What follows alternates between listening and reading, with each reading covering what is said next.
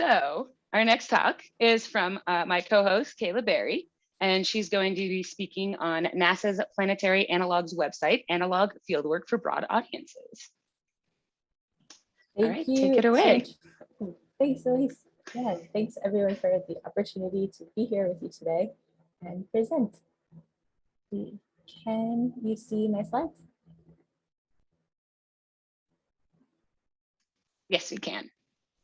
Awesome. Oh dear, that's not where we want to be. All right, that's where we want to be. So as part of my role on the public engagement team at NASA's Goddard Space Flight Center, I co-lead development of NASA's Planetary Analogs website, along with Nikki Welly at the University of Maryland. I want to say a huge thanks to our co-authors, Jacob Richardson and Molly Wasser, as well as the teams that support this effort, including 2-star-V nodes, RISE, and Geodes, and also the Goddard Instrument Field Team. Finally, and very importantly, this project is enabled by the contributions and perspectives of many, many individuals throughout this community, including a lot of folks who are on the line today.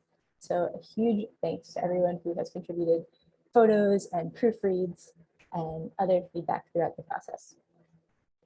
So NASA's Planetary Analogs website is designed to provide a brief, approachable introduction to analog science, particularly geologic analogs. We hope that visitors to our site will come away understanding that the quest to understand our solar system begins close to home. We emphasize geologic analog fieldwork in part because NASA already has separate websites dedicated to mission analogs and astrobiology analogs. And so we are here to kind of provide a little bit different kind of information, but we also realize that these stories are all interconnected and there's a lot of exciting stuff going on throughout all of these fields, and we want to make sure that we provide appropriate context. So we do also provide some examples of mission and astrobiology analogs with links out for more information. In addition to some basics about geologic analog science, we hope that visitors to our site will come away with the implicit or explicit understanding that it's people who get this work done. And we really hope that folks will be able to see themselves participating in this kind of work if that's something that they are interested in doing.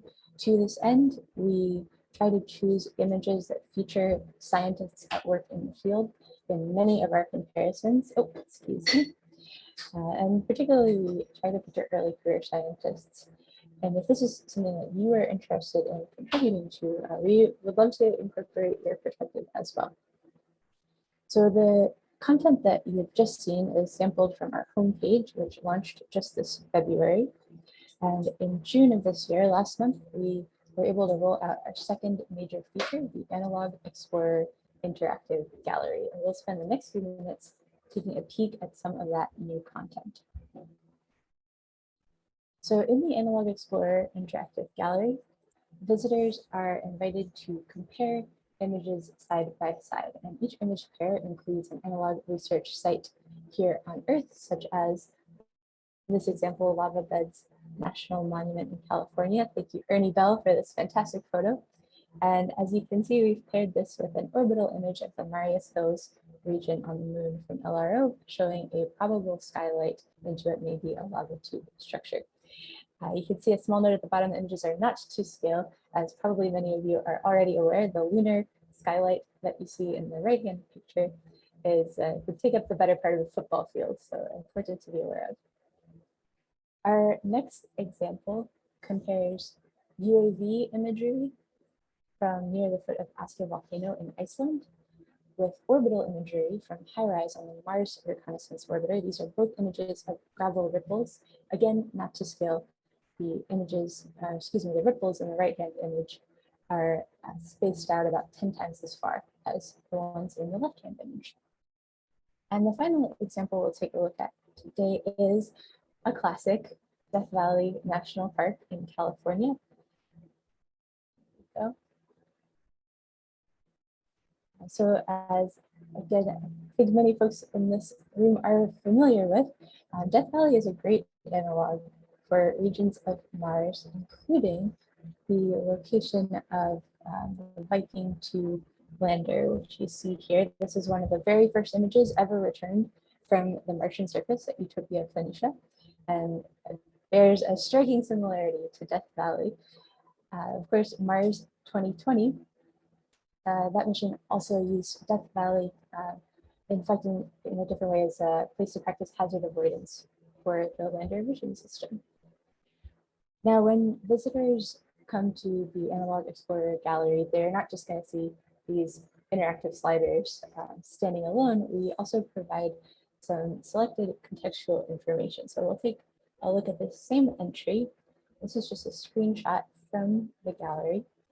And you can see that visitors find a few sentences of background information, some links out to learn more, of course, image credits, downloads, and in addition, a small map showing the location of the analog site on Earth. Users can browse analog locations throughout the gallery in the slideshow view and a list view, or by looking at a world map, which we'll take a look at. Oh, there's our toggled view. And here's our map view, where visitors to the gallery can explore sites by clicking and dragging and zooming on this interactive map. We have 12 entries currently represented in the Analog Explorer gallery. 2 minutes left, Caela. Thank you. And here I've pulled content from 3 additional entries just to give you a little bit more of a sense of the kinds of comparisons that we are inviting our visitors to make. Here we have examples of shield volcanoes in New Mexico and on Venus, an icequake detection experiment in Alaska, which is relevant to questions about Enceladus, and astrobiology work in Utah, which is relevant to Mars and other locations. So these are the first 2 waves of our content development process, but we are excited to continue building this project out and continue finding new ways to communicate the really exciting and compelling work that you all are doing. We've found visual storytelling to be a great fit for this subject matter, with appropriate alt text and appropriate attention to accessibility to make sure that the visual information is not the only information that is presented. We will also be diving deeper into written content, we hope, in the future, providing some short feature articles that give our visitors a little bit more in-depth look at some of the concepts that I just touched on in these 2 initial waves of content. And as you know, if this is something that is of interest to you, I would love to get in touch and chat and hear about what you're doing and what ideas you have. Feedback on the site is always welcome. This is a young project, and we are excited to continue working on it. So with that, I'll pop up a few links and say another big thanks to all of our collaborators, and thanks to you all for your time and attention today.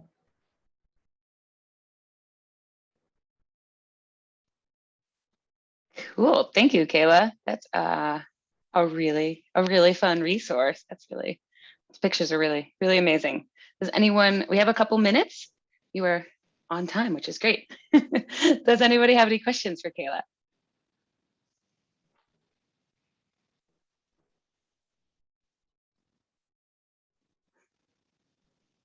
I'd be happy to take any questions later too, just to keep us moving along. For sure. I have one quick question for you though, and we can move on.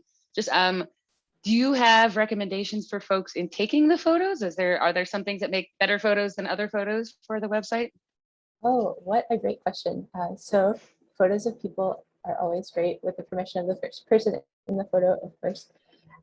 The examples that I think are the most engaging are the ones that have really clear visual parallels between the Earth location and the extraterrestrial location.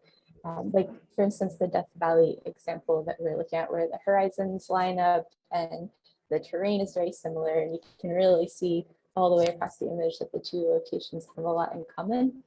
I think those are just a lot of fun and really do a great job of conveying in an intuitive way some of the similarities that we find in planetary bodies throughout the solar system that are important in ways that aren't always intuitive, but if we can really see the similarities side by side, I think that's a great entry point. Cool, very cool. So we should try to have an image in mind when we go to the field and try to recreate it. I like If that. you have one, that's fabulous. And if not, that's homework for me, and that's good too. That's great. All right. Well, thank you, Caela.